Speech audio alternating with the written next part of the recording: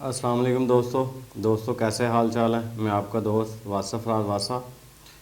دوستو آج کی جو ویڈیو ہے کبوتروں کو نہلائی دینے کے متعلق ہے کہ کس طرح آپ کون سا نسخہ آپ استعمال کریں گے تو جس سے یہ ہے کہ کبوتر بالکل تر و تازہ سستی نہیں دکھائیں گے کبوتر، موسم بشک سردی کا ہو یا گرمی کا ہو۔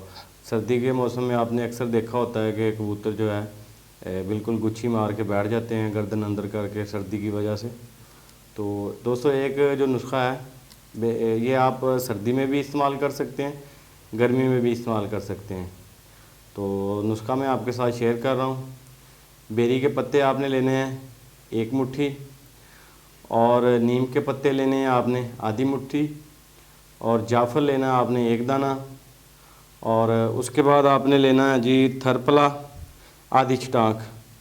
ان چاروں چیزوں کو آپ نے کیا کرنا ہے کہ جو جعفر ہے اس کو ہلکا سا کوٹ لیں، اور تھرپلا جو ہے اس کو بھی ہلکا سا کوٹ لیں۔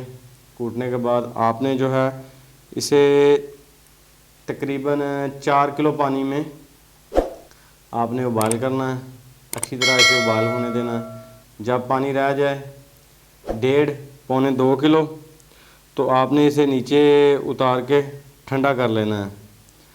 تو آپ نے ٹھنڈا ہو جائے جب تو تقریباً آپ نے جو ہے 20 کلو پانی میں یہ سارا پانی مکس کر دینا ہے، ٹھیک ہے۔ جب بھی آپ نے کبوتروں کو نہلائی دینی ہے پانی یہ تازہ ہی بنانا ہے، اتنا مہنگا نہیں ہے، 20-25 روپے کا نسخہ ہے۔ تو آپ نے یہ پانی بنا کے 20 کلو سادہ پانی مکس کرنا ہے، جس حساب کے آپ کے کبوتر ہیں 3-4 برتنوں میں یا آپ ڈال کے رکھ دیں، کبوتر آپ کے اچھی طرح نہا لیں۔ اور نہانے کے بعد کوشش کرنی کہ آپ نے جال میں کبوتروں کو رہنے دینا کہ کبوتر نہلائی کے بعد اچھی طرح سوکھ جائیں۔ تو نہلائی کوشش آپ نے ہفتے میں اس پانی سے 1 دفعہ نہلائی دینی ہے۔ کوشش کرنی ہے کہ نہلائی اس دن دینی ہے جس دن دھوپ ہو، یہ نہ ہو کہ آپ کبوتروں کو سردی میں نہلائی دے دیں کبوتروں کو ٹھنڈ لگ جائیں۔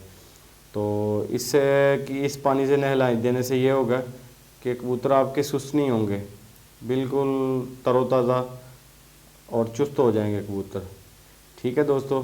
یہ تھی ایک چھوٹا سا نسخہ۔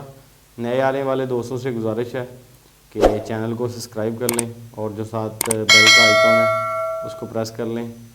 تو ویڈیو کو لائک شیئر لازمی کریں۔ تھینک یو، اللہ حافظ ناصر۔